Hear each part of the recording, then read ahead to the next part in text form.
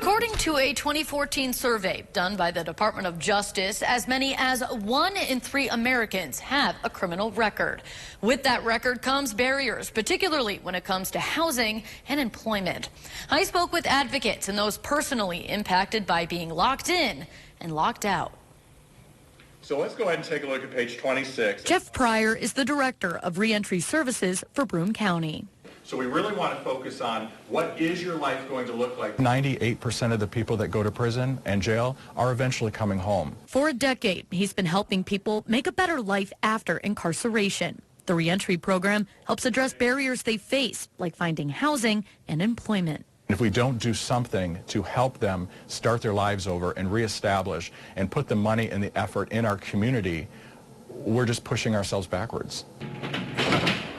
But as Reverend Dr. Greg Johnson describes, there's only so much someone can do when they still wear paper handcuffs. When you are formerly incarcerated and you have to fill out a job application and you have to indicate that you have been convicted or you have a criminal background, those are paper handcuffs. You can't escape your record. It's always there. Back in 2011, Seth says he was at the height of his addiction. My heroin addiction just spiraled so quickly out of control that, it was costing hundreds of dollars a day, to feed the addiction. He was convicted of burglary and grand larceny, leaving him with a felony record. After completing drug court and probation, he got used to hearing one answer when applying for jobs. I got denied.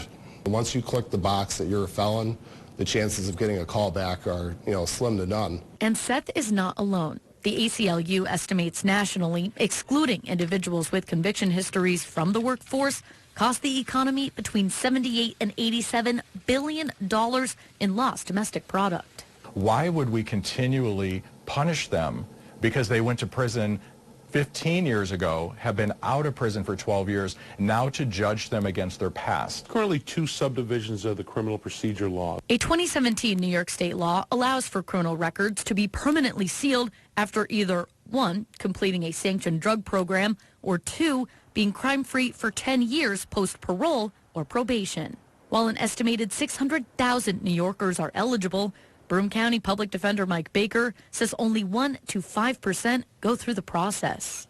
In our experience, sometimes it's taken us many months to create one of these motions. Moreover, because of the pandemic, the courts are so far behind that it takes a long time for these motions to get decided. Advocates demand more be done to expedite a lengthy and costly legal battle. Baker says the Clean Slate Act would streamline the process, so many of the steps are automatic. The legislation as it stands, Senate Bill 1553, would seal conviction records after 3 years for misdemeanors and 7 years for felonies. Excluded would be people permanently on the sex offender registry, anyone currently on probation or parole supervision, and those with pending state criminal charges. Senator Fred Akshar says while we need to help reintegrate people after incarceration, he has some concerns, stating, quote, "Not every crime, large or small, is equal in the eyes of our justice system. Yet the Clean Slate bill, as written, treats nearly every crime, no matter how severe, as the same. It does nothing to separate nonviolent crime from violent crime," end quote. However, Baker says these definitions become extremely complicated. A lot of what's considered violent crime is not, in fact, violent. He describes a scenario in which an addict steals pills from a family member's home. Under the law, that could be considered a burglary second, a violent crime. We've all made mistakes, all of us. And unfortunately and particularly black and brown communities, those mistakes are amplified. A lot of people end up in the criminal justice system because of toxic relationships, of being forced into doing something that they don't normally want to do. Or they're under some, because of the power of addiction makes people do things that they wouldn't ever do before. A decade later, Seth and his wife have had their records sealed. It allows me to just easily, stay employed, for my wife to stay employed, and, to provide for both of our children. While the future of the legislation remains in the hands of lawmakers in Albany, some people in the southern tier have hope.